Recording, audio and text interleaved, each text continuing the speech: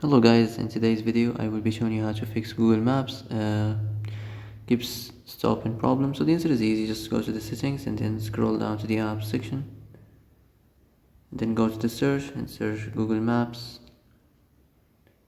Then go to the storage and here you will find this clear cache option. Click on it. Now you can go check it if it worked, and if it didn't you can try to restart your phone or turn the Wi-Fi off and on, or the Bluetooth or the airplane mode. Also you can try to clear data, but be careful. If you clear data, all this application's data will be deleted. This includes all files, the settings, the accounts, the databases, etc. So be careful if you want to clear your data.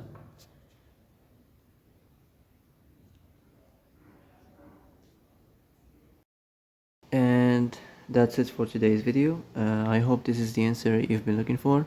If you like this video, don't forget to like and subscribe, and see you in the next video. Thanks for watching.